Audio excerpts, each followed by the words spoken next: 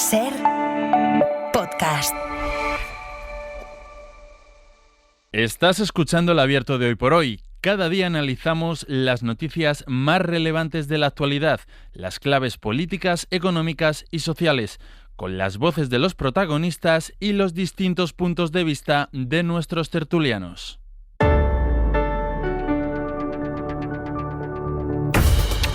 Tiempo para el análisis, tiempo para el abierto. Estamos a jueves y hoy se sientan en la mesa de análisis. Hoy aquí a mi lado Nacho Corredor, buenos días. Muy buenos días. Mariola Urrea, buenos días.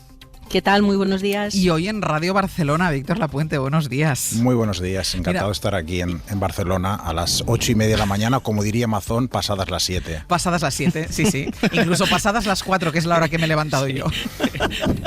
Luego iremos a los horarios de Mazón, a cómo calcula Mazón los horarios. Primero me quiero detener precisamente en una información que han adelantado nuestros compañeros aquí en Cataluña, en la SER Cataluña, y que tiene que ver con el problema de la vivienda, pero que tiene un recorrido que empieza por una tasa turística, que ustedes ya saben además que es un tema muy polémico y que genera mucho debate en algunas comunidades autónomas. En Cataluña ya hace tiempo que se aplica esta tasa turística y aquí en la SER Cataluña lo que han adelantado es que el Gobierno de la Generalitat junto con los comunes han llegado a un acuerdo para subir el precio de la tasa turística, lo que se paga por pernoctar en Cataluña, en un hotel, en un apartamento turístico.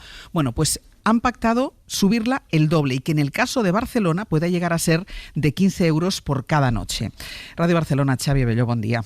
Hola, buen día, Charles. A ver, la primera novedad es esa, que es la cuantía, pero hay otra novedad y es a mí lo que me parece interesante y por eso lo llevaba aquí en el abierto, es a qué se va a destinar este dinero. Así que vamos a hacer un poco de recorrido de lo que pagamos ahora, en qué caso se va a llegar a ese tope de 15 euros por noche y a dónde va a ir parte de lo recaudado.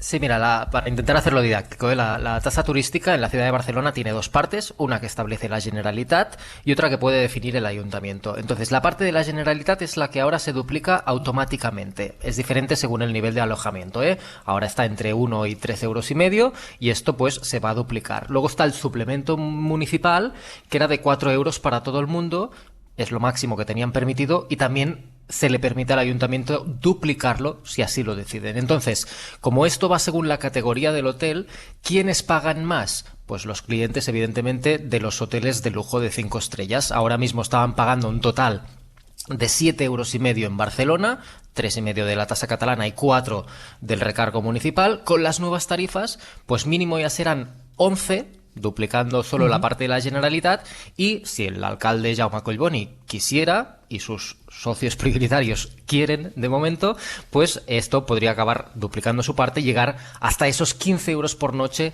para el lujo. En hoteles más modestos de, por ejemplo, 2 o 3 estrellas, pues la tarifa es más baja.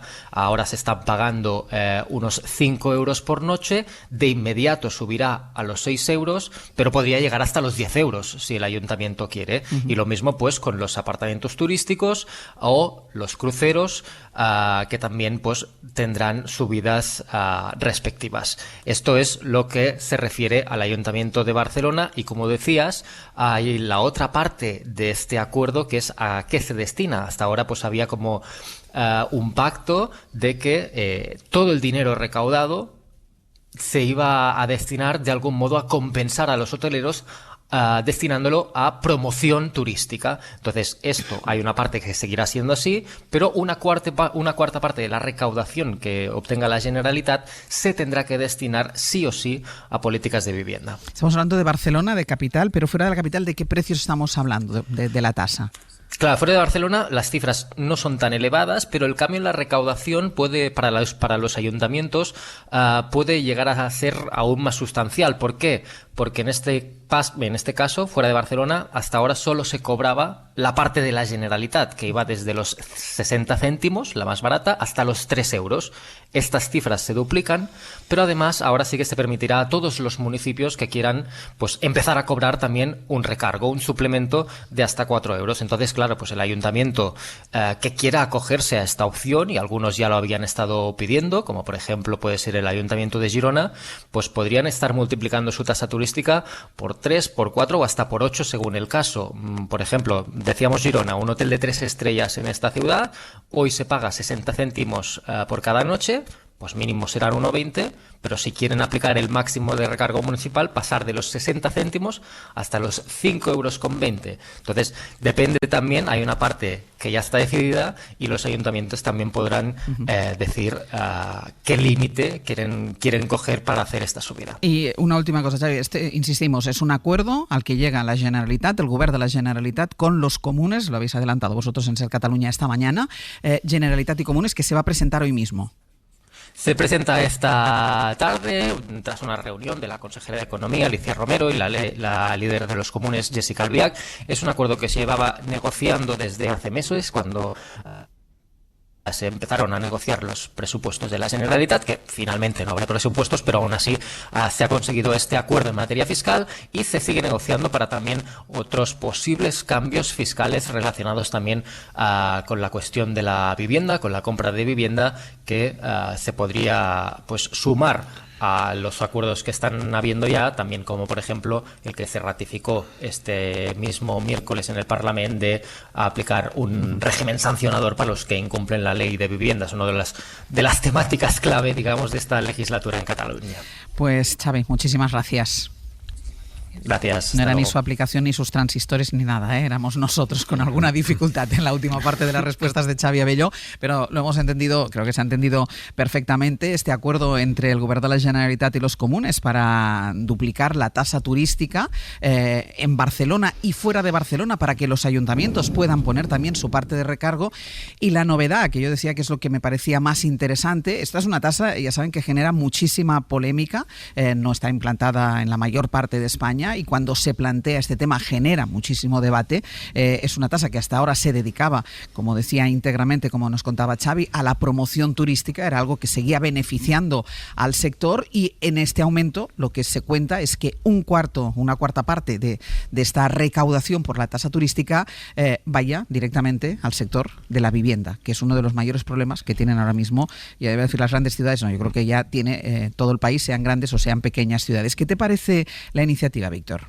Pues bueno, yo creo que la novedad para ti es la clave también para los economistas, que dicen que depende mucho este impuesto de la finalidad que tenga. Si debe tener una finalidad clara. Por ejemplo, en Ámsterdam se hizo un propósito de tratar de recuperar el centro urbano para los habitantes. Pues en este caso, como ha explicado muy bien Xavi Abelló, esta finalidad que se plantea en Barcelona para la vivienda me parece que es muy saludable.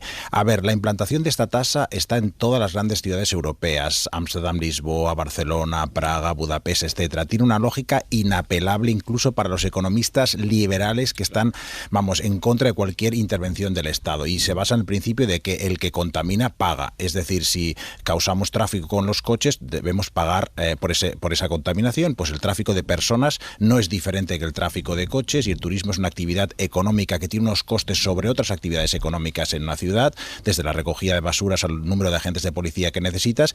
Políticamente es una medida comprendida en España y muy apoyada por la población. Según unas encuestas, los españoles somos los europeos más favorables a limitar el turismo.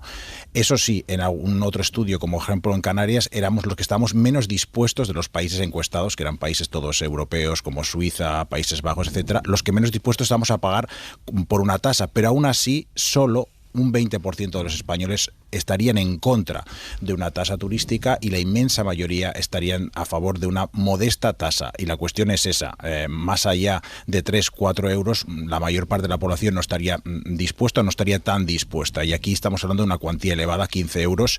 Es una de las más elevadas. Creo que la más elevada del mundo es Bután, que la puso en $200 por noche, por pernoctación, lo que tuvieron que bajarla a $100, ¿no? Pero ahora, pues volviendo ya a nuestro entorno más favorable, creo que políticamente está bien apoyada, y económicamente también los agoreros decían que iba a caer fundamentalmente la demanda, pero casi todos los estudios, y hay muchísimos estudios, porque creo que la tasa turística se emplea en muchos países desde Hawái, creo, en los años 80, os diríamos, muchos años de experiencia acumulada, sabemos qué efectos produce, y simplemente podemos, y lo que se ha calculado para el caso de España, Baleares u otras comunidades autónomas, es que en aquellos lugares, por ejemplo, con aeropuertos low cost, como Girona, etcétera, ahí sí que puede haber una disminución del turismo. En el caso de Barcelona no creo que una disminución del turismo sea muy mala, por cierto, para empezar. Puede pero ser es que un efecto disuasorio. pues la ventaja, sí. Efectivamente, y normalmente se calcula esa regla de que €1 más o menos de tasa turística implica una reducción de un 1% del turismo, que es perfectamente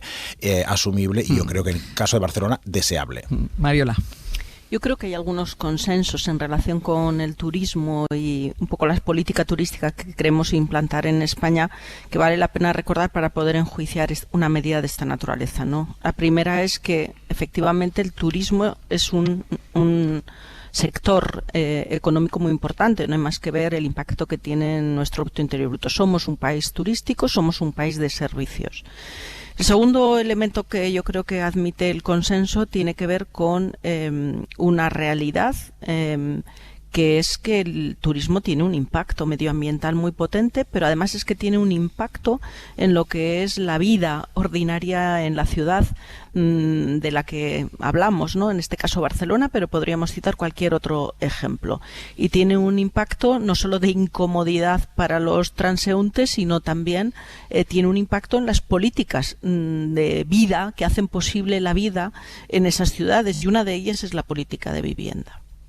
Por lo tanto, ¿cómo armonizar un vigor en un sector económico relevante para el país, que ese sector no genere una insostenibilidad para la vida en las ciudades y haga imposible la ejecución de políticas tan importantes como la política de vivienda? Podríamos citar otras, ¿eh? Entonces, me parece que innovar siempre está bien, pensar fuera de la caja para buscar soluciones que hagan armónica este dilema está bien, y me parece muy interesante este nuevo paso que da Barcelona, afinando un poquito más el tema de la tasa turística en un doble sentido: incrementar el coste de esa tasa y además hacerlo progresivo, que pague más el que más tiene, y segundo, matizando el destino de esa recaudación, porque no tiene sentido seguir alimentando la bestia. No tiene sentido, si estamos de acuerdo en que la política turística tiene que ser reajustada, no tiene sentido que todo lo que se recaude por la vía de la tasa turística se implante de nuevo para incrementar un modelo turístico que yo creo que en algunos aspectos está claramente superado. Nacho. No, intuyo que no hay correlación, pero el país al que hacía referencia Víctor Lapuente, que es Bután, con una tasa turística más elevada, también es el que tiene índices de felicidad más altos del mundo. Por eso la pusieron, sí, efectivamente. Y probablemente alguna relación sí que pueda haber. La tasa turística no solo protege a quien vive allí donde hay turismo, sino que protege al turismo, porque en el fondo lo que hace es equilibrar el impacto que el turismo tiene allí donde se produce. En el caso de Cataluña en particular, además, las cifras, como en la línea general de España, son especialmente relevantes. Pensad que en Barcelona, que es una ciudad donde viven 1,5 millones de personas, hay 15 millones de turistas al año. El 13% del PIB catalán, nada más y nada menos, depende del turismo, genera un 16% de ocupación. Y una medida de estas características lo que hace es equilibrar y evitar cuestionar a un sector en su conjunto que genera el impacto que genera. En Barcelona, además, que ya se venía aplicando como en las grandes capitales europeas, que son sus competidores. Cuando hablamos de polémica, cuando nos miramos al espejo el local español. Pero si sales fuera, el consenso, especialmente en esas grandes ciudades, es amplio. No, en el caso de Barcelona se había optado en su momento por un modelo que también tuvo y tiene sus ventajas y probablemente se siga complementando, que es dedicar una parte de los recursos a una promoción turística distinta. El problema de Barcelona, y a lo que se ha centrado en los últimos años, es a promocionar el turismo de congresos, que es un turismo que no genera exactamente el mismo impacto, aunque también tiene externalidades negativas, por ejemplo, en el precio de la vivienda, que otro tipo de turismos. Y en el caso particular de Barcelona, las escuelas públicas por parte del ayuntamiento, han introducido aquellas que no lo tenían el aire acondicionado financiado por la tasa turística en los últimos años. De tal manera que lo que estamos viendo es una evolución natural, aplicado además y priorizando además algo que es un elemento fundamental para la construcción de la vida de cualquier persona, que es el impulso de la política de vivienda, y una medida de estas características fuera de los lugares comunes forma parte de la forma de seguir dando desarrollo económico a las sociedades europeas. Pues esta es la información, acuerdo entre el Govern de la Generalitat y los comunes para aumentar esa tasa turística en toda Cataluña, y además que una parte de esta tasa turística tenga una finalidad en la lucha contra la crisis de la vivienda. Vamos a hacer una pausa y a la vuelta vamos con el personaje de las últimas horas, incluso de los últimos meses, que es Carlos Mazón. En el abierto, Nacho Corredor, Mario Lorrea y Víctor Lapuente. Vamos conociendo más detalles sobre la Dana en torno a la gestión de Carlos Mazón, del presidente de la Generalitat, en las primeras horas, en las horas peores, en las horas que provocaron la tragedia de la Dana. Lo vamos conociendo también en torno a la investigación que está llevando a cabo la jueza de Catarroja, y tanto las declaraciones que está haciendo Mazón como las contradicciones de Mazón nos generan muchísimas preguntas a las que no encontramos respuesta y a las que Mazón no da respuesta. Ayer, por ejemplo, la jueza dejó por escrito que se centra en investigar homicidios que pudieran ser producto de una imprudencia grave, y habló de una actuación negligente. Son dos ideas que es verdad que si uno va leyendo los autos que va emitiendo esta jueza de Catarroja, nos vamos dando cuenta en el punto en el que está centrando la investigación. Miguel Ángel Campos, buenos días. Hola, buenos días, Ángels. Por eso, en primer lugar, Campos, ¿por dónde pueden ir los próximos? Ella había pedido, lo último que había pedido era saber cuándo llegó al CECOPI el presidente de la Generalitat. A partir de ahora, ¿por dónde puede ir el camino, la trayectoria de la investigación de la jueza? El camino está muy claro. La jueza de Catarroja ha puesto el foco en quién desde la Generalitat lanzó la alerta tan tarde y de forma errónea al no advertir de que los ciudadanos buscasen zonas elevadas para huir de la riada. Y con ese objetivo va a citar a las personas que asistieron al CECOPI, que podrán certificar qué ocurrió en realidad, quiénes fueron los responsables y cuándo llegó realmente Carles Mazón. El presidente dice que respeta y colaborará con la justicia, pero hasta ahora solo tenemos su palabra. Ni un solo documento que refrende sus llamadas o movimientos en aquella horas clave, y está protegido por su aforamiento. Esto es muy relevante. A Carlos Mazón la jueza no puede exigirle que declare en la causa o reclamarle sus llamadas o mensajes. La jueza, por el contrario, sí puede exigirle esos datos a Salomé Pradas, la que fuera consellera responsable de emergencias. Su testimonio será clave para determinar qué pasó y para desvelar su papel y el de otros en la gestión de la tragedia. En juego está la responsabilidad penal por 224 homicidios involuntarios, y nadie va a asumir algo así sin jugar todas las bazas. Tú ayer tuviste acceso al sumario, un voluminoso sumario. Es tremendo lo que relatan, porque además buena parte del sumario está basado en los relatos de los familiares, de los testigos, de la gente que estaba cerca de esas más de 2 centenares de víctimas que hubo esa tarde, con la descripción detallada de lo que pasó, y que se puede sacar la primera conclusión, además de los desgarradores testimonios, la primera conclusión es que la mayoría de las muertes se produjeron entre las 7 y las 8 de la tarde, es decir, antes de que se mandara esa alerta. Casi todas. Son cerca de 1000 folios hasta ahora que recogen los testimonios de las familias de las víctimas. Víctor se encontraba en su casa de Torrent junto a sus hijos Izam y Rubén, de 3 y 5 años. Sobre las 18:40, el tabique de su vivienda reventó, inundándose por completo y arrastrando a los 3 a la corriente en la calle. Víctor pudo cogerse a un árbol donde permaneció aferrado cerca de 2 horas. A sus hijos no se les vio más con vida. Juisun, de 6 años, estaba en el bazar de sus padres en Benetúser, que se inundó antes de las 8. Los vecinos les tendieron una escalera para subir a la primera planta, pero el agua arrastró y engulló a la niña, que apareció fallecida 2 pueblos más allá, en Massanassa. José Vicente vivía en Catarroja. Bajó a la calle a ayudar a sus vecinos que intentaban sacar los coches del garaje. Consiguió que varios alcanzasen el primer piso y salvasen la vida. Cuando él lo intentó, la corriente ya era demasiado fuerte. Se cogió al respiradero del garaje. Le lanzaron cuerdas, un flotador, pero el agua ya le llegaba por encima de la cabeza. Su última palabra fue un grito. Rosa, el nombre de su mujer cuando algo le golpeó las piernas y fue arrastrado por la corriente. Fue en ese momento, cuenta su esposa, cuando llegó el mensaje de alerta de la Generalitat. Axinia y Florin intentaron sobrevivir subidos a un coche en Alfafar mientras eran arrastrados por la riada. Lo último que se sabe de ellos es que grabaron un mensaje para que cuidasen de sus hijos y nietos. El marido de Ilosba, padre de 2 mellizos, intentó sacar el coche del garaje. El agua no le dejó regresar a casa. Se aferró a una reja, pero la fuerza de la corriente le arrancó de su asidero y le metió en un garaje donde los vecinos pudieron escucharle pedir auxilio durante 40 minutos más hasta que su voz se apagó. Son, Ángels, incontables y desgarradores testimonios de familias que piden respuestas. Son relatos coincidentes. Como decías, la gran mayoría murió entre las 7 y las 8 de la tarde, antes de la emisión de la alerta. Les pilló por sorpresa. Un tsunami de fango y escombros arrasó con todo. La mayoría falleció intentando sacar los coches de los garajes, otros, gente mayor, en las plantas bajas que son comunes en los pueblos del Horta Sud.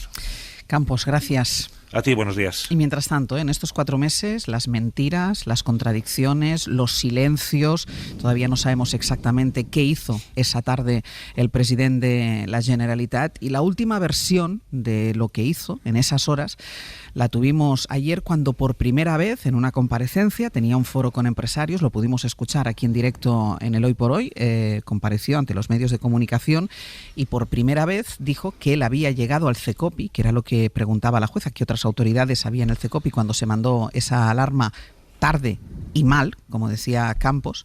Ayer por fin dijo que la alarma que él había llegado al CECOPI a las 8:28 de la tarde, es decir, después de que se lanzara la alarma, que se lanzó a las 8:11. Claro, los compañeros periodistas que estaban ahí le dijeron: hombre, pero usted siempre había dicho que había llegado a partir de las 7 de la tarde. Llegué a las 20:28. A las 20:28 llegué al CECOPI. ¿Y por qué cambió la versión? Dijo que pasadas las 7... ¿Pero quién cambia la versión? ¿Pero quién cambia la versión? De verdad es que no entiendo el cambio de versión cuándo es. Evidentemente las 20:28 es después de las 7:30, es un hecho fáctico, ¿no? Es un hecho fáctico. Las 8:28 es después de las 7 de la tarde. Es que no solo es lo que dice Mariola, es además cómo lo dice, este tono. ¿Pero qué versión? ¿Pero qué versión? Yo creo que lo que sí que es un hecho fáctico es que asistimos a uno de los momentos de más indignidad política y de más indecencia política. Yo creo que esto es muy difícil de rebatir y de discutir. Mira, yo pensaba estos días que cuando alguien se ocupa de la cosa pública, como es un presidente de gobierno de una comunidad autónoma, tiene que saber que sus actuaciones van a ser enjuiciadas conforme a 2 criterios. Uno es el de lo que se denomina la responsabilidad política y otro es el de la responsabilidad penal. La responsabilidad política es un juicio que hace la sociedad a partir de lo que observa respecto de tu comportamiento en momentos críticos. Entonces, la sociedad ya ha hecho un juicio crítico acerca de qué hizo este señor, dónde estaba este señor, dónde no estaba este señor, el día más importante de su vida política, que era el día en el que un tsunami arrasó parte del territorio de la comunidad autónoma que él gestionaba y dejó 200 y pico muertos. Y desde ese día, desde el día que empezó a llover en Valencia, hasta el día que se inició el proceso penal, este señor tuvo un objetivo, que es intentar demostrar que estaba donde no estaba y que estaba al mando de la situación, aunque no lo estuviera, y que llegó al CECOPI, aunque no fuera el que lo presidiera, lo antes posible. Ese fue su propósito, porque obviamente el juicio de la sociedad era tratar de valorar si su presidente estaba al mando de la situación el día que lo necesitaban. Pero desde el momento en el que se abre el proceso penal, hay otro criterio que enjuicia la actuación del señor Mazón, y es el de si su no acción tiene consecuencias penales. Y a partir de ahí, su propósito es otro, es tratar de decir que nunca llegó al CECOPI antes de que se dictara la alerta, que es la señal que utiliza la jueza como indicio de posibilidad de responsabilidades penales. Por tanto, primero, Carlos Mazón tuvo que, o quiso construir una historia para decir que estaba donde nunca estuvo, o que llegó mucho antes de lo que llegó al sitio, y después, porque lo que está en juego ahora es si este señor no es que ya no estuviera al frente de la situación que tenía que estar, es si eso lo coloca en una posición de responsabilidad penal, ahora tiene que decir que nunca llegó antes de las 8:28. Todo esto constituye una miseria humana, constituye un ejemplo de indignidad y de indecencia que yo creo que es también inédito en la política española, ¿eh? Y todo esto acompañado, y ahora a la vuelta seguiremos hablando de esto, todo esto acompañando, además de acusaciones hacia la Administración Central. Ayer, por ejemplo, le escuchamos decir en esa misma intervención como yo sí llegué al CECOPI, cosa que no hizo la delegada del Gobierno, que llegó 9 horas más tarde que yo. Sí, por un plasma intervino. Ayer Campos nos contaba, la convocatoria de ese CECOPI se hizo, además se dijo, se pueden conectar ustedes telemáticamente, evidentemente por las dificultades también que había para desplazarse. Es decir, no solo es que él mienta, sino que esparce la mierda, vamos a decir, hacia afuera. Y ya el límite, yo creo, lo máximo de la indignidad fue cuando el otro día acusó a la izquierda de retorcer las tragedias y de retorcer el dolor de las víctimas, e hizo referencia al 11 de marzo, a los atentados de los trenes del 11 de marzo, cuya gestión correspondió al Partido Popular y se basó en una enorme mentira. Vamos a hacer una pausa y a la vuelta seguimos.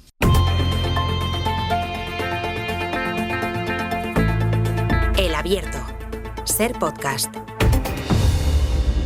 En el Abierto, Nacho Corredor, Mario Rorré, Víctor Lapuente, hablando de la gestión de Carlos Mazón, de sus mentiras, de sus contradicciones, de sus silencios, de lo que no cuenta, y todo a raíz también y muy centrado a partir de ese auto, de esos autos que está emitiendo la jueza de Catarroja, que se centran en investigar homicidios que pueden ser producto de una imprudencia grave, hablando incluso de actuación negligente, y este es el cerco ahora mismo que hay en torno a la actuación de la cúpula de la Generalitat, con Mazón al frente la tarde de la Dana. Nacho. Bueno, yo creo que hay que tomarse en serio a las instituciones, hay que tomarse en serio lo que significa ostentar el poder autonómico, que no es un poder de segunda división, y hay que tomarse en serio la gestión pública, ¿no? La política no es un plato de TikTok, y ha quedado claro que la mala política no solo cuesta dinero, sino que la mala política mata. Valencia necesita un acuerdo de refundación de su modelo urbanístico, de su modelo de crecimiento, de su modelo de movilidad, y probablemente Carlos Mazón va a ser incapaz de liderarlo.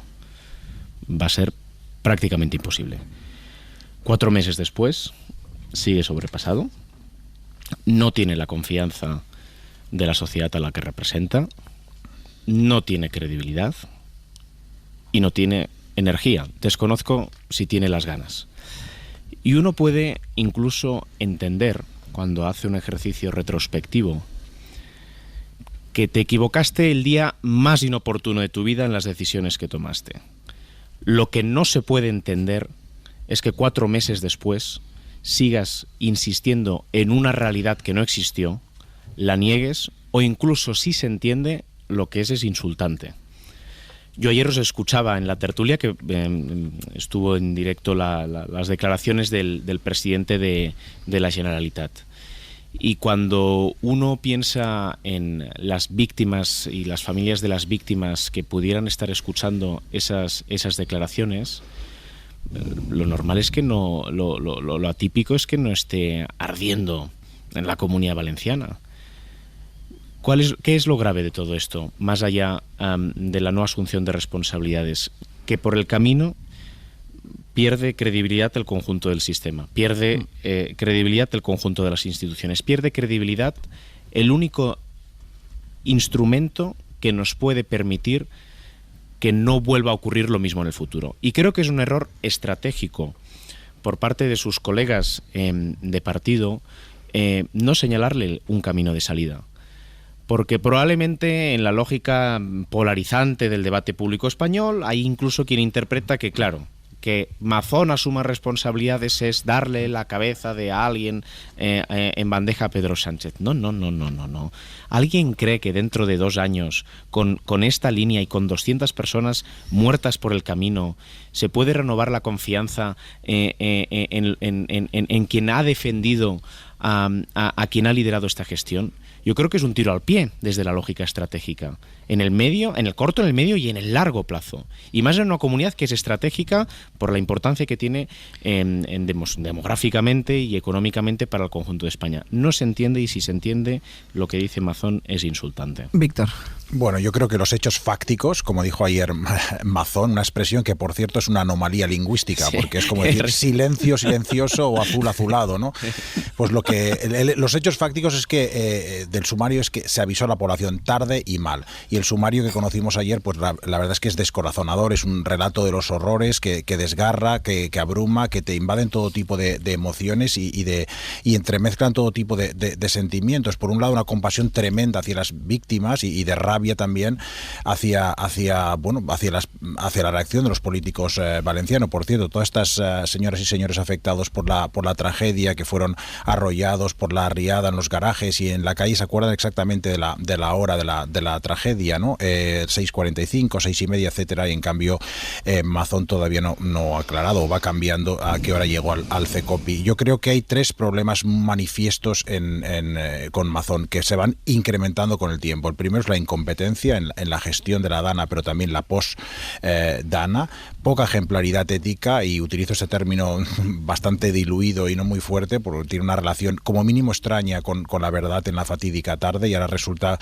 pues que llegó a las 8:28, estos hechos fácticos o más bien fantasiosos, y podemos dudar si miente o no. Esto yo creo que es legítimo dudarlo, pero no que le falta credibilidad. Yo creo que todo el mundo está de acuerdo en eso. Y por último, lo que antes comentaba Sánchez, que me parece quizás casi lo peor, esa soberbia, ¿no? En lugar de adoptar una posición de humildad, que menos, pues mostrar una indignación propia de quien ha sufrido la tragedia en sus propias carnes. Un poco la actitud de ese conductor que choca con el coche y se te pone a increpar al altivo y altanero, ¿no? Pero no creo que la comparación sea adecuada, porque este caso es muchísimo, muchísimo peor, ¿no? Y bueno, evidentemente supongo que lo que ocurre es que prefiere el coste político de cambiar un poco de opinión al coste judicial que podría afrontar si reconoce pues que estaba o no antes en el CECOPI, etcétera, y bueno, que prefiere y acepta la ruina reputacional, que creo que dentro también de su propio partido, a la posible ruina penal, ¿no? Y apuntaba antes una cosa, Nacho, que es la responsabilidad también del Partido Popular, de la dirección del Partido Popular, que alguna decisión tiene que tomar sobre Mazón. Hay muchísima incomodidad, porque ayer que hubo pleno en el Congreso le preguntaron tanto a Miguel Tellado, a Borja Semper, al presidente del Partido Popular, Alberto Núñez Feijóo, los compañeros que estaban ahí en el pleno le preguntaron y salieron todos al escape, a la carrera. Es decir, ni siquiera se pararon un momento a atender a la prensa, salieron a la carrera ante la pregunta de ¿mantienen la confianza en Mazón? Así que David Junquera, buenos días. Hola, buenos días. ¿En qué situación queda el presidente valenciano dentro del partido? Bueno, pues Mazón está fuera de la realidad, es lo que le cuentan a la SER parlamentarios que lo han tratado recientemente. Dicen que asegura que sube las encuestas, que defiende que los en la calle están empezando a mudar en aplausos, que se ve con fuerzas para seguir e incluso repetir al frente de la Generalitat, y que cree que en Génova pues le apoyan, pero este es el respaldo real. ¿Sigue apoyando a Mazón a pesar del cambio de versiones? Vamos a la sesión de control, ¿no? Que no estaba en el CECOPI cuando se mandó la alerta. ¿Lo sigue apoyando? Señor Tellado, Mazón ha reconocido que... ¿El apoyo a Mazón después del cambio de... Portavoz, ¿qué le parece la señora? Gracias. Eran Feijóo, Tellado y Semper huyendo al galope de los micros cargados con preguntas sobre el varón valenciano. El único que tuvo la valentía de pararse y de poner el pecho por Mazón fue Juan Bravo. El señor Mazón ha dado la cara, da explicaciones, no sale corriendo y vincula su futuro y toma decisiones en el gobierno. Yo creo que más no le pueden pedir. Sería deseable que todos los miembros del gobierno hicieran lo mismo del gobierno de España. El apoyo cerrado por Tabate de Génova. Por supuesto. Lo cierto es que el apoyo de Génova no es para nada así de vigoroso y encima sigue perdiendo fuelle. Sobre la continuidad de Mazón, la versión oficial es que nada ha cambiado. Y es cierto, el PP no puede forzar su salida y tampoco le viene bien hacerlo por tres cosas. No tiene fácil el recambio, no quiere quemar al nuevo y tampoco desea que cale la idea de que todo es culpa de la Generalitat. El caso es que nos reconocen voces de la dirección. Feijóo ya le dijo a Mazón que estaba en un examen en el que cuentan aciertos y errores, y esta semana no para de acumular de los segundos. No se entiende que viniera a Madrid a arrastrar a la marca nacional con su nueva táctica de defensa. No se comparten sus giros de guión y no se comprende que hable más de sí mismo que de la reconstrucción, que era su tarea. Hay dirigentes que lo ven como un activo tóxico, pero asumen que toca seguir cargando con él, soportando su radioactividad. Hay otros que creen que sin imputación está en su derecho de seguir, y luego está el puente de mando, donde nunca hubo especial feeling con Mazón y cada vez hay menos. El matrimonio de conveniencia huele a futuro divorcio, pero de momento las circunstancias obligan y tocará seguir con la convivencia, Ángels. Gracias, David.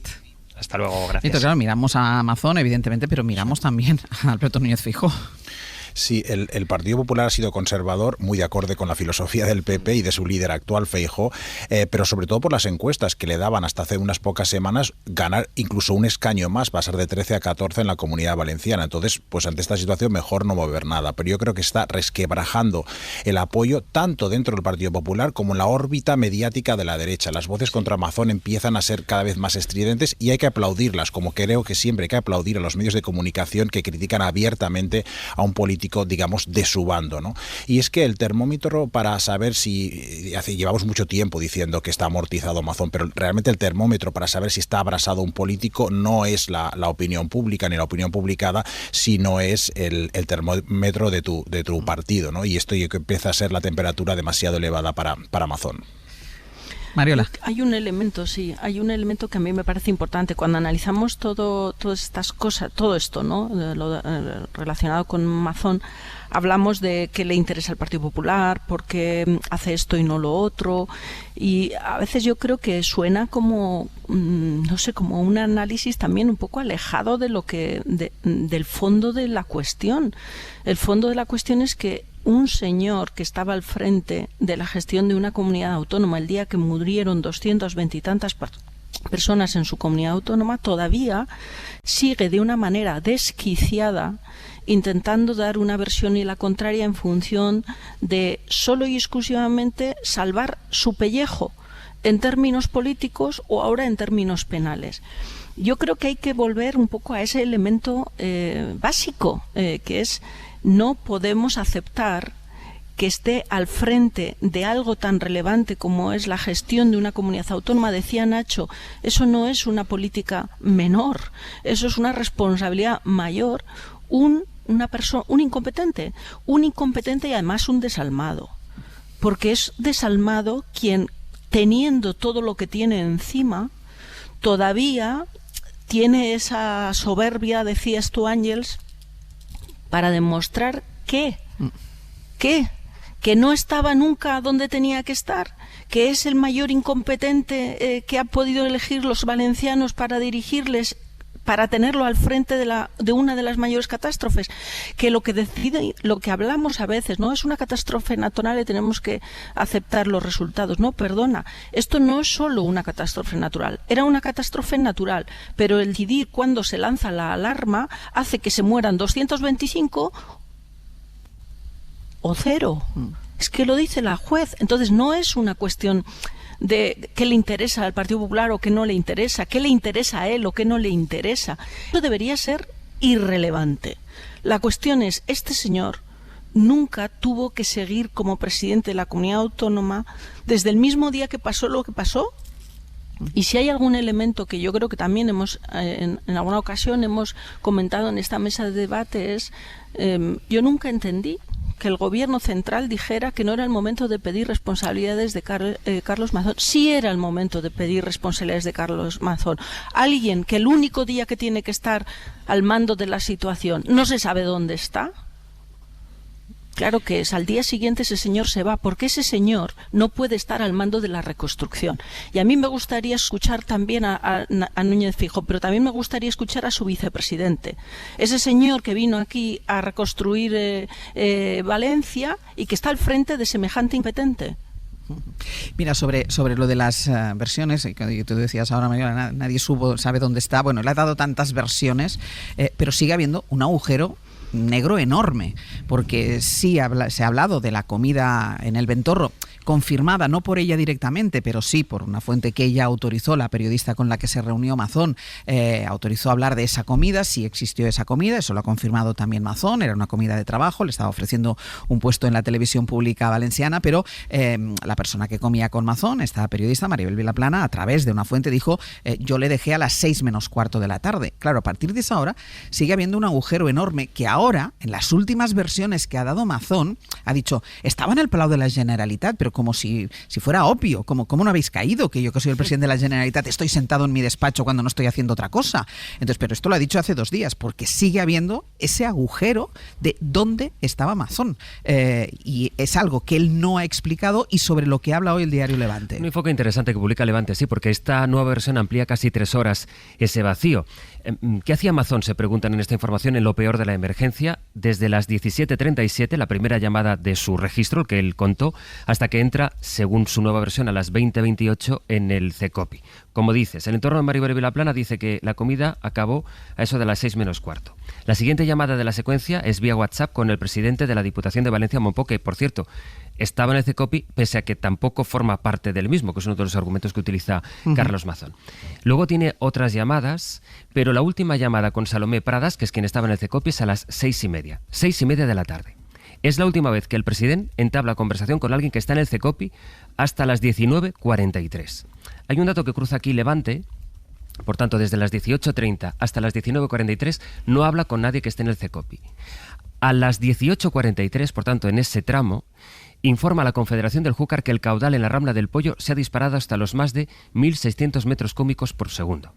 En este momento, en lo peor, por tanto, de la crecida, ¿con quién va hablando, teóricamente desde el Palau, Mazón? Con el director de comunicación, con el síndic del PP en Les Corts, con el secretario autonómico de Infraestructuras, con el jefe de gabinete. Pero en esas horas que son un vacío y que ahora son más por el nuevo relato de Mazón, entre las 18:30 y las 19:43 no habla con nadie que esté presencialmente en el CECOPI. Pues esa es de momento la última versión y los agujeros negros que hay en esas horas de la tarde para el presidente de la Generalitat. Vamos a hacer una pausa y a la vuelta vamos con la quita de la deuda.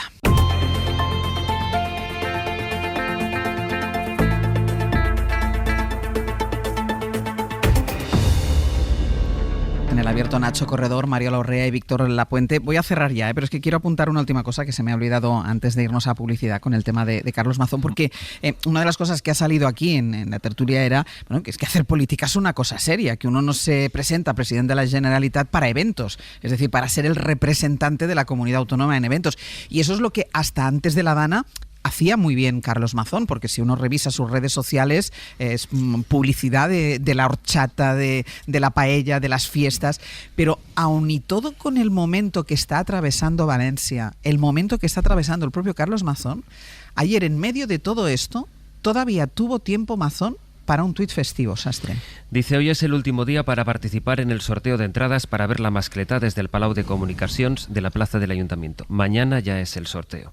Tú ves su timeline y son entre fragmentos de la rueda de prensa que había dado Susana Camarero defendiendo la posición de Mazón, es decir, atacando directamente al gobierno central, y luego sus propios vídeos diciendo a las 20:28 y dónde está el cambio de versión, y entre uno y otro que quien quiera se puede participar en el sorteo para ir a ver la mascleta. También queríamos dejar este apunte sobre la gestión de Mazón. Vamos con otra de las noticias de las últimas horas. Es esa reunión que se convocó ayer por la tarde del Consejo de Política Fiscal y Financiera, que reunió a los responsables de Hacienda de las comunidades autónomas con el Gobierno central. Jordi Fàbrega, buenos días. Hola, buenos días. El punto más destacado en el orden del día de esa reunión era la quita de la deuda, a la que el PP dice oponerse, y para que quedara bien claro cuál era la postura del Partido Popular en esta materia, lo que hicieron los consejeros autonómicos presentes en esa reunión es que al cabo de un rato de haber empezado el encuentro se levantaron y abandonaron la reunión. Sí, se levantaron incluso antes de llegar a ese punto del orden del día, que era el más polémico, cuando llevaban poco más de media hora de reunión y se estaba hablando del reparto entre autonomías de la recaudación del impuesto a la banca. El consejero gallego Miguel Corgos, que es vicepresidente además del Consejo de Política Fiscal y Financiera, dijo que ellos se iban, y uno detrás de otro, los consejeros de las regiones gobernadas por el Partido Popular se marcharon de la reunión. Nos hemos levantado todos y hemos decidido que no queremos seguir trabajando así.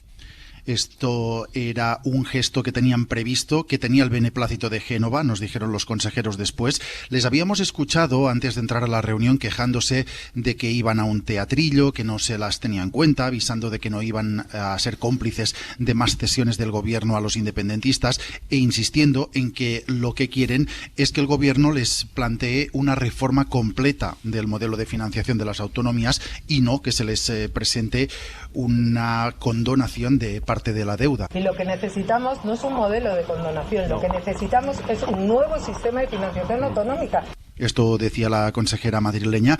Mientras ellos decían esto, la reunión del Consejo continuó con el Gobierno y con las comunidades gobernadas por los socialistas, que aprobaron todos los puntos del orden del día, también esa propuesta de quita de 83.000 millones de deuda autonómica.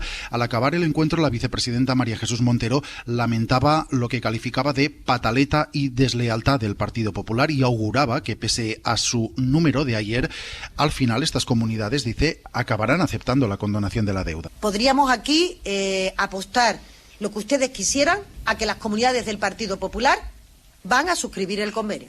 De hecho, ayer cuando les preguntábamos a las comunidades del PP, solo el consejero de una comunidad, el de Baleares, dijo claramente que ellos iban a rechazar esa quita de parte de la deuda. El resto no lo descartó. Jordi, gracias. Hasta luego. Aquí hay un hecho fáctico que diría Mazón, que más allá de la letra pequeña y del debate que tiene la quita de la deuda a las autonomías, así de trazo grueso, pues bueno, esto beneficia a todas las comunidades. Pero claro, es un acuerdo que se pacta con Esquerra Republicana de Cataluña y que después se extiende al resto de comunidades. Las comunidades del PP se oponen a pesar, Víctor, de que les beneficie y, como dice la ministra, a ver qué pasa si esto sale adelante en el Congreso de los Diputados. Sí, a ver, yo creo que es una reclamación legítima de las comunidades del Partido Popular, ¿no? Que consideran que no se puede retrasar más la reforma del modelo de financiación que está pendiente de renovación desde 2014. Pero el plante yo creo que no es la mejor respuesta. A mí no me gusta la respuesta del Partido Popular de ayer, tampoco me gusta la propuesta de la quita de la deuda. No me gusta porque creo que no es justa y creo que se comete una doble injusticia. Una injusticia desde el punto de vista económico, porque al condonar la deuda, en lugar de, por ejemplo, dar más dinero para prestar los servicios en sanidad o educación que hacen las comunidades autónomas, lo que haces es premiar al imprudente financieramente, al manirroto, ¿no? Y en segundo lugar, políticamente, estás, yo creo que premiando a quien ha sido desleal con España durante el proceso y que es insolidario hoy día, porque Junts se quejó de que esto podía ser un café para todos. Entonces, la idea de solidaridad es lo que no quieren, ¿no? Entonces, un pacto que surge de la insolidaridad no me parece correcto. Y además, algo también muy importante, en democracia tan importante para la legitimidad del sistema es la justicia de una decisión pública como del proceso llevado a cabo para obtener ese resultado. Yo creo que no ha sido justo porque la condonación de la deuda no es pactado entre las comunidades autónomas, sino ha sido impuesto por el gobierno y presentado por un socio parlamentario, por Esquerra Republicana, por cierto. No lo digo yo, lo dijo o lo decía María Jesús Montero en 2018 cuando se quejó de la quita que entonces quería hacer el ministro Montoro. Decía Montero entonces que no bastaba con el reparto, que se necesitaba pactar un nuevo modelo de financiación y que rechazaba la quita de Montoro, aunque beneficiara a Cataluña. Y entonces yo estoy con Montero, con María Jesús Montero, pero de 2018, no de 2025. Y por último, no creo que sea equitativo porque beneficia a una comunidad rica y no a las que, según casi todos los estudios, Murcia, Comunidad Valenciana, Andalucía, son las que requieren más ayuda y requieren que ese nuevo sistema de financiación se ponga en marcha y se revise cuanto antes. Pero bueno, yo creo que las responsabilidades están compartidas entre los dos grandes partidos. Nacho. Bueno, de la noche a la mañana, casi sin saberlo, viendo cosas como las de ayer, en la que en una reunión institucional se levanta la gente a mitad de reunión, pues me he dado cuenta que el siglo XXI me pilla ya muy mayor para entender algunas cosas, ¿no? Hay que tomarse a las instituciones en serio. Y es legítima la posición de fondo del Partido Popular, incluso aunque pues probablemente caiga en la aparente contradicción de oponerse pero aceptar esa condenación. Es legítimo. también es legítima la propuesta contraria, y de hecho el primer sitio donde debatirlo es justamente en el Consejo de Política Fiscal y Financiera, donde ayer tuvo lugar ese debate. Yo entiendo algunos de los razonamientos de fondo de Víctor Lapuente, y probablemente, como en la política no hay absolutos, haya parte de lo que dice que hasta pueda compartir, ¿no? Pero también es verdad que yo ampliaría adicionalmente, de forma complementaria, el foco. La condonación de la deuda lo que implica es que una deuda adquirida por las autonomías no desaparece, sino que la asume el Estado. 1. 2.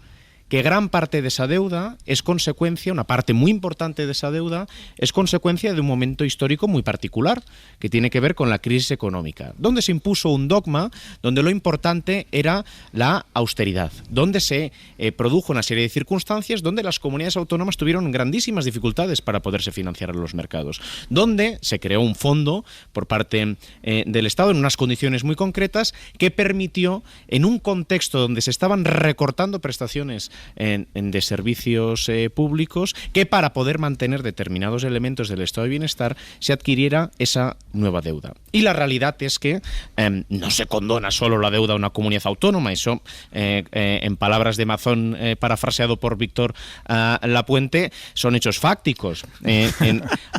Se condona a una gran parte de las comunidades autónomas y Lapuente apuntaba algo que tiene sentido porque es el debate de fondo, que es que hay comunidades que están infrafinanciadas. Por ejemplo, Valencia, estamos de acuerdo. También Cataluña, que por mucho que tenga un PIB elevado, no significa que esté mejor financiada que Valencia. De hecho, probablemente los problemas de Valencia, de la Comunidad Valenciana y de Cataluña, en cuanto a la financiación, se parecen muchos. Y sí, efectivamente hay un consenso, parece. Todo el mundo quiere cambiar el sistema de financiación autonómica. Todo el mundo, probablemente, salvo 3 comunidades autónomas, que son las principales beneficiadas, y ninguna de esas 3 son ni Madrid, ni Cataluña, ni Valencia. Están de acuerdo en que hay que cambiarlo. Y desde el año 14 significa que hay 11 años. Han pasado 2 partidos políticos distintos al frente de la Administración General del Estado, del Gobierno de España, y no se ha abordado. Si mañana saliera el Gobierno de España a proponer la reforma del sistema de financiación, que es un debate que paradójicamente hoy está sobre la mesa porque un partido independentista habló en el contexto de la investidura de la necesidad de reformarlo, y si se reforma será como consecuencia de eso. Si lo pone sobre la mesa, hay posibilidad de tener una reunión en el Consejo de Política Fiscal y Financiera en la que la mitad de las personas o más de la mitad de las personas no se levanten de la mesa, porque es lo que sería deseable. Mariola. Yo creo que no obedece a la realidad señalar que ayer el Partido Popular se levanta de la mesa de una decisión vinculada con la condonación de deuda, porque lo que aspira y lo que quiere realmente es una reforma de la financiación autonómica. No es verdad. El Partido Popular ha pedido una reforma de la financiación autonómica como excusa para levantarse de la mesa, porque cuando ha hablado de reforma de financiación autonómica y el Gobierno le ha propuesto la creación de una mesa conjunta para debatir los términos en los que debería articularse esa reforma de financiación autonómica, el Partido Popular no se ha sentado a ninguna mesa de trabajo. Es más, el Partido Popular, las comunidades del Partido Popular tienen posiciones tan enfrentadas en lo que es una aspiración de reforma estructural del sistema de financiación autonómica que colocaría al propio Partido Popular en una situación bastante comprometida ese debate. Por lo tanto, punto número 1. Punto número 2. Vale la pena recordar qué es esto del Consejo de Política Fiscal y Financiera, que es un órgano de coordinación del Estado y de las comunidades autónomas que entre sus funciones tiene precisamente la función de coordinar todo lo que tiene que ver con las políticas de endeudamiento. Este Consejo de Política Fiscal y Financiera no decide, por tanto ayer no se decidió nada, no decide. Es un órgano que podríamos decir, no es técnicamente correcto hablar de órgano cultivo, pero no decide nada. acuerda, coordina las posiciones sobre determinadas materias. Este órgano se creó en 1980, es decir, hace 44 años. Nunca en 44 años ha ocurrido lo que ocurrió ayer. Y esto también vale recordarlo porque a continuación la pregunta es obvia. ¿Este desplante es una manera respetuosa de abordar una política institucional o es un acto de rebeldía? Segunda cuestión vinculada con lo que ayer se debatió. Lo que ayer se debatió trae causa de un acuerdo de gobernabilidad. Y a ver si no vamos a dar crédito ni vamos a mostrar respeto por los acuerdos de gobernabilidad. El Partido Socialista acordó con Esquerra Republicana esto.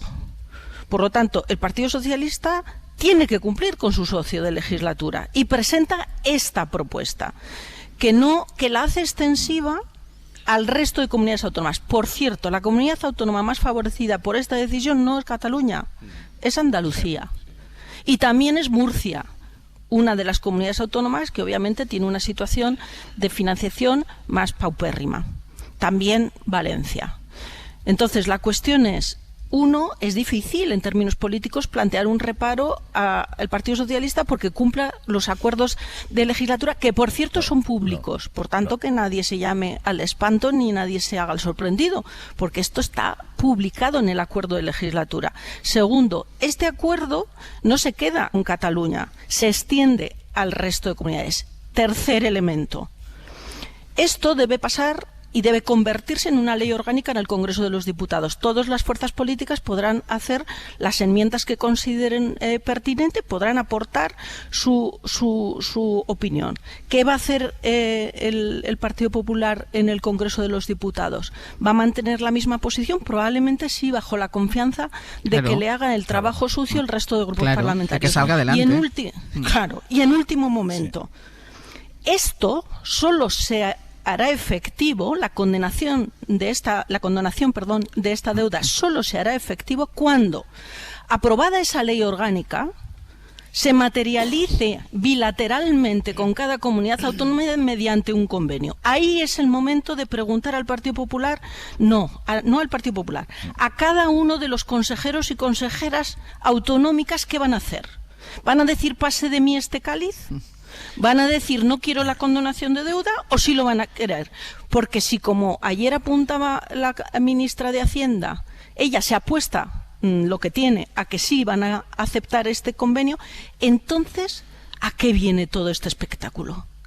Víctor, ¿qué Mariola, espero que te escuchen en Moncloa porque has dado una explicación mucho más cristalina y mucho más honesta, creo que las que están dando desde el gobierno, porque el argumentario, sobre todo la metáfora de la hipoteca, me parece particularmente desacertada. Esto es decir, ¿quién se va a oponer a que te perdonen una hipoteca, ¿no? Evidentemente, a mí me parece que es una metáfora infantil y además yo creo que poco honesta, porque alguien puede dudar de que si fuera, en lugar de Sánchez, Feijóo quien propusiera una quita de la deuda en estas condiciones y Andalucía y Madrid estuvieran en manos de los socialistas, no se iban a oponer. Evidentemente se iban a oponer. Me parece que además pensar que esta hipoteca pues la va a pagar, no sé quién la va a pagar, porque la asume el gobierno, ¿no?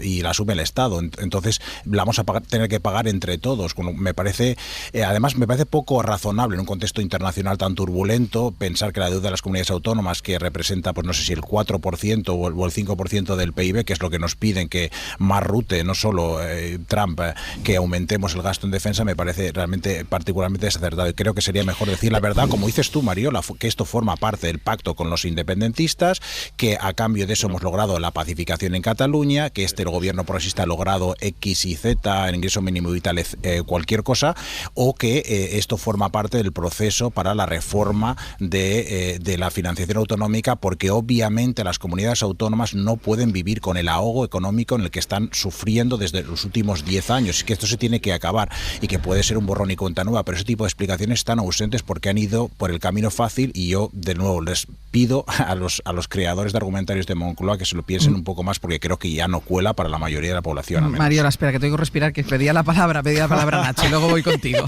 Nacho. Jolín, lo que oyes todo. Es que tengo un oído. Pero que hay otro elemento de fondo que justamente se explica en la infrafinanciación de determinadas comunidades autónomas. Claro. ¿Por qué hay determinadas comunidades autónomas que se vieron obligadas y se han visto obligadas a adquirir más deuda? Por su infrafinanciación, con lo cual este acuerdo que se quiere impulsar, en el fondo también tiene un elemento de reequilibrio que efectivamente, si no va asociado a un cambio en el modelo de financiación autonómica, no se puede, no tiene un sentido probablemente parcial. Y no sé si la Comunidad de Madrid y la Junta de Andalucía estuviera en manos de el Partido Socialista y quien propusiera esta condonación fuera un gobierno del PP, como ya hizo Montoro en el pasado, ¿qué dirían? Pero y Montero se opuso.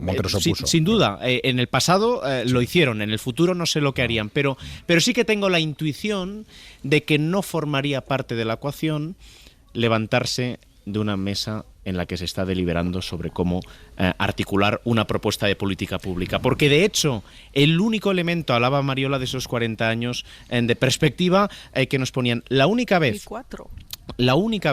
que en el contexto del funcionamiento de nuestras instituciones, se han visto algunos representantes institucionales obligados a levantarse, fue en el otoño del año 17 en Cataluña, que los partidos que defendían el Estado de Derecho y la Constitución no quisieron participar de esas votaciones. Ese es el antecedente. E intentar hacer una analogía de este debate con cualquier analogía que pueda estar vinculada a no cumplir con las normas, me parece que, en fin, como poco, me hacen sentir que de la noche a la mañana, de repente y de golpe, me he despertado como si no hubiera el siglo cambiado. XXI me he dado cuenta que no lo entiendo. Como si no hubiera cambiado. Cuéntanos, Mariola, dinos. No, yo creo que hay un debate de fondo interesante sobre si la condonación es políticamente interesante o no es interesante. Y algunos argumentos apuntaba Víctor, ¿no? Con los que yo no estoy de acuerdo, pero pero el debate es perfecto. Yo solo quiero llamar aquí la atención, no a Moncloa, sino a los oyentes de la SER, sobre un elemento. Primero, las comunidades autónomas son Estado. Por lo tanto, cuando decimos que el Estado asume ese esfuerzo de financiación que algunas comunidades autónomas realmente lo están haciendo con un sobreesfuerzo inhumano, porque obviamente el coste de financiación de las comunidades autónomas es muy superior al del Estado. Por tanto, la absorción de esta deuda por parte del Estado es en unas condiciones mucho más favorables, porque obviamente el interés para nosotros es mucho más, para nosotros como Estado es mucho más favorable que el de algunas comunidades autónomas. Ese debate yo creo que es algo tramposo. Cuando hemos vivido la misma situación en la Unión Europea, cuando España ha tenido dificultades, o los estados del sur, o Italia, para financiarse en los mercados, y hemos pedido que se mancomunara la deuda, no utilizábamos estos argumentos. Estos argumentos, Víctor, que tú ahora pones sobre la mesa, se parecen mucho a los que nos utilizaban los alemanes o los holandeses. Decía, ¿cómo vamos a sacar del apuro a los que han tenido prácticas, digamos, poco prudentes? Bueno, prácticas poco prudentes, esto sí que admite debate. Entonces, yo honestamente, con esos argumentos en los que se incorpora una especie de moralidad del que ha malgastado frente al que ha gastado bien, el que ha gastado bien no está sufriendo los costes de la deuda. El que ha gastado más, entre otras cosas, por lo que dice Nacho, porque el sistema de financiación autonómica coloca a algunas comunidades autónomas en situaciones realmente complicadas para cumplir con todas las políticas públicas de sanidad, de educación, de dependencia, que tienen competencia para ello. Ya está pagando suficientemente, porque está pagando unas deudas y unos tipos de interés de esa deuda que está consumiendo sus presupuestos. No es razonable que el Estado, no digo haga tabula rasa, absorba eso de acuerdo a unos criterios que podamos discutir, criterios que se discuten en ese consejo o criterios que se discutirán cuando haya que darle a ese acuerdo la forma de ley orgánica. ¿No es esto los términos en los que tenemos que debatir? Sí, pero si uno se levante de la mesa... Cerramos contigo, Víctor. Muy de acuerdo con lo que comentas, Mariola, y yo estoy a favor de mancomunar la deuda, pero eso sí, con luz y taquígrafos. Yo creo que si los alemanes hubieran impuesto a los demás europeos una quita con el apoyo de los independentistas húngaros en la Comisión Europea, sin negociarlo con los demás, estaría en contra, ¿no? Que es lo que ha pasado aquí. Creo, además, un poco en línea con lo que decías tú antes, precisamente, es decir, que la reunión del Consejo de ayer pues no ha sido, no ha sido fructífera, pero es que esto cuestiona el funcionamiento del propio órgano, y una nación federal seria sería una Cámara de Representación Territorial donde se pudieran debatir las distintas comunidades, pero a mí me parece que sustraer del debate a 14 comunidades autónomas, que son las del Partido Popular, sobre la condonación de la deuda, me parece que no es justo territorialmente. Pero el punto Víctor, de partida, perdona, el punto de partida, es que no es cierto esto que estás diciendo. Mario, cierro ahora y así contigo. Sí. Di. No, que decías, no es cierto lo que estás diciendo. Creo, Víctor, que no es cierto esto que planteas. Al Partido Popular no se le ha sustraído ningún debate. Ha empezado el debate. Empezó ayer y ellos se levantaron de la mesa. Por cierto, no por decisiones que adoptaron los consejeros autonómicos individualmente, una orden de Génova. Y aquí hay otro debate importante, ¿eh? Es el partido el que tiene que interferir en la competencia del responsable de política autonómica en la materia. Este es otro debate. Y luego, segundo lugar, al Partido Popular tiene todo el margen de debate en la discusión de la ley orgánica, y luego ya cada una de las comunidades autónomas decidirán si suscriben o no suscriben el convenio con la condonación de la deuda.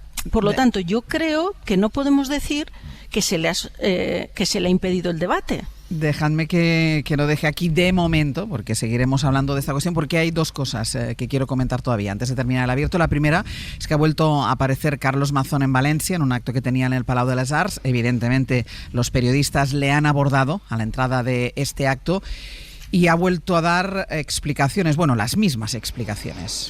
¿Se ratifica en la hora? Si tiene pensado dimitir.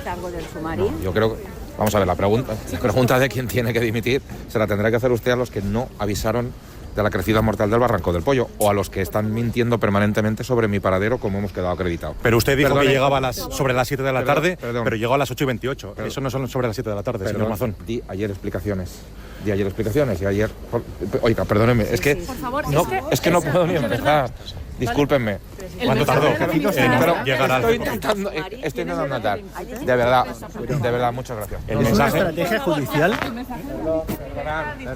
¿Es una estrategia judicial para eludir responsabilidades? Señor Mazón, el mensaje de la ministra Rivera a las 8 de la tarde, usted dijo que estaba en el CECOPI. Ayer atendí sobre toda esta cuestión. Los que no avisaron del Barranco del Pollo son los que tienen que plantearse su situación, la letal crecida. Y los que han mentido, y hemos acreditado que han mentido sobre dónde estaba yo, sobre si estaba incomunicado, sobre que estaba en una hora que llegaron a decir que me habían visto, son ellos los que tienen que decir cómo es posible que estén mintiendo permanentemente. Gracias. Pero entiende que los valencianos les preocupe dónde estaba el presidente de su comunidad. Descuerde, perdóneme, el presidente estaba atendiendo llamadas permanentemente, estaba comunicado, más de 16 llamadas atendiendo y estando pendiente, que me procedían de un órgano al que yo no pertenecía, que estaba tomando las decisiones técnicas en función de la información que tenía, y nunca recibió información del desborde del Barranco del Pollo, que fue letal, que es la que causó las muertes. Que dejen de mentir ya, por favor. Muchas gracias. Pero ¿por qué no fue? Enrocado, pues en sus explicaciones, los que mienten son otros. Él estaba perfectamente localizable. 16 llamadas, que a mí la verdad, para el rato que estuvo fuera del CECOPI me parecen pocas. 16 llamadas con la que estaba pasando, e insiste en su llegada al CECOPI, a pesar de que él mismo había dado esas primeras versiones de que había llegado a partir de las 7 de la tarde. ¿Me habías dicho algo mientras estabas escuchando a Mazón? No, que está claramente sobrepasado, y eso incapacita para poder liderar la etapa que necesita Valencia. Pues voy ya con lo último. Lo último tiene que ver con la actualidad internacional, porque ya saben que hasta Washington siguen viajando los líderes europeos que advierten a Donald Trump sobre las pésimas consecuencias que tendría ceder ante las exigencias de Vladimir Putin para poner fin a su guerra en Ucrania. El francés Emmanuel Macron se lo dijo el lunes, ya saben, durante su visita a la Casa Blanca. We want to strike a new partnership. We share the view that our best days lie ahead. Y hoy lo hará el primer ministro británico, el laborista Keir Starmer, que trata de tender nuevos puentes con Donald Trump o de evitar que los que aún quedan en pie se rompan, porque ayer el presidente de los Estados Unidos se despachó otra vez a gusto contra la Unión Europea, a la que acusó de perjudicar. Bueno, perjudicar es un verbo muy más suave de lo que él dijo, que ahora lo van a escuchar, a los Estados Unidos y a cuyos socios volvió a amenazar con aranceles del 25%. No aceptan nuestros coches, no aceptan nuestros productos agrícolas y usan todo tipo de razones para no hacerlo. Nosotros aceptamos todo lo que viene de allí y ahora tenemos un déficit de unos 300.000 millones de dólares con la Unión Europea. A mí me encanta Europa, amo a todos sus países, francamente todos son diferentes. Seamos honestos. La Unión Europea se formó para fastidiar a los Estados Unidos. Ese es su propósito y han hecho un buen trabajo, pero ahora yo soy presidente. Pues eso, que la Unión Europea se fundó con la intención de fastidiar a los Estados Unidos, de joder a los Estados Unidos, dice Donald Trump. Fernando Bayo, buenos días. Buenos días, buen término ese, sí. Exacto. Las críticas de Trump al proyecto comunitario llegan en un momento crucial para Europa, que observa atónita como su principal aliado militar y económico se aleja del eje transatlántico y amenaza con dejar a los 27 al margen de un acuerdo de paz para Ucrania. Una negociación a la que Trump se refirió hace solo unas horas en la Casa Blanca durante esa primera reunión del gabinete que ha mantenido, como decimos, junto al despacho Oval. Dice Trump que su prioridad es poner fin a la muerte de los soldados rusos y ucranianos. Ninguna mención a los civiles y asegura que su acuerdo con Zelensky para que Ucrania le ceda parte de sus minerales y de sus tierras raras va a servir para saldar con intereses la deuda que tiene con Washington. Zelensky, por cierto, visita mañana la Casa Blanca para sellar ese acuerdo con Trump, que, como te decía, ha protagonizado una singular comparecencia en el salón del gabinete, donde ha pasado más de una hora hablando ante la prensa, ante la mirada atónita de buena parte de sus ministros. Hablaba sobre cómo los cruces fronterizos se han desplomado en el último mes tras su llegada al poder, sobre la inflación, sobre el precio disparado de los huevos. Una comparecencia en la que, como escuchamos, ha presentado a Elon Musk, que ha intervenido como uno más de sus ministros a pesar de que él formalmente no forma parte del gabinete. Aunque sí ejerce de facto como un miembro más de ese ejecutivo, defendiendo que recortar el 15% del déficit público estadounidense no es una opción, sino el país se va a la quiebra, ha dicho Elon Musk, que venía a la Casa Blanca una vez más ataviado con esa gorra negra, con ese abrigo que no se ha quitado, que no se ha sentado en la mesa de los ministros, pero sí junto a ellos, y que ha ejercido de facto casi como el presidente impectore de los Estados Unidos. Imágenes espectacular. Pausa y seguimos.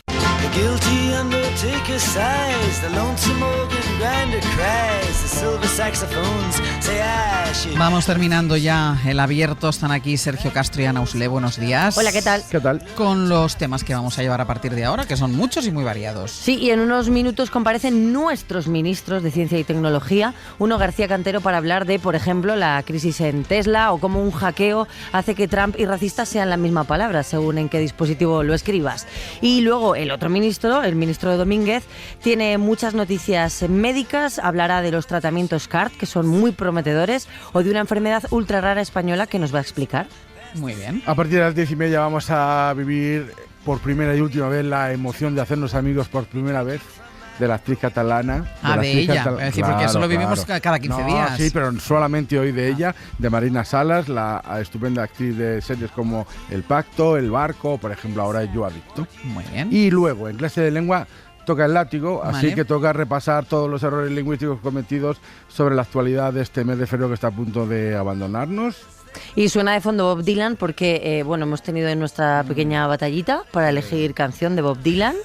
Y es que hoy, en el tiempo de la vida y el cine, con Javier Ocaña, será uno de los grandes protagonistas porque se estrena la película A Complete Unknown, un completo desconocido, que también opta a los Oscars, que se entregan en un par de días. Así que tendremos mucho cine con Ocaña. Víctor Lapuente tiene algo de Bob Dylan, ¿no? Tienes ese sería el Bob Dylan del por hoy. ¿Llevas corbata, Víctor? No llevo yo. O sea, tú ya le has visto. Hemos visto, estamos preocupados, hace mucho tiempo que no lleva. ¿Qué te pasa, Víctor? Pues bueno, y además me he afeitado, llevaba una década sin verme la cara. De hecho, no es Víctor Lapuente en realidad. Es que no me reconozco y tampoco mis hijos, los pequeños, dijeron, ¿quién es este? ¿No? O sea, un hermano mayor que no sabíamos que existía. A ver si nos han colado un tertuliano que no era. Puede ser. En todo caso, cerraremos este avance y también el programa a partir de las 11:30 bien pasadas con Ainhoa Aguirregoitia en Al Diente para hablar de algo de lo que podríamos estar hablando todo el año, la gastronomía y las fiestas populares. Que no terminaremos a las 12:20 bien pasadas, terminaremos a las 12:20 en punto. No, 11:30 bien pasadas. Entendido a las 12:20, vale. Gracias por escucharme, Sasha. Vale. A veces me siento tan solo. Pues todo esto y hasta las 12:20, aunque lo de Al Diente llegará a las 11:30 bien pasadas. Y de 12 a 12:20 contaremos cosas. Siempre contamos cosas de 12 a 12:20. Nacho Corredor, Mario Urrea, Víctor Lapuente, hasta la semana que viene. Adiós. Un abrazo. Adiós. Para no perderte ningún episodio, síguenos en la aplicación o la web de la SER, Podium Podcast o tu plataforma de audio favorita.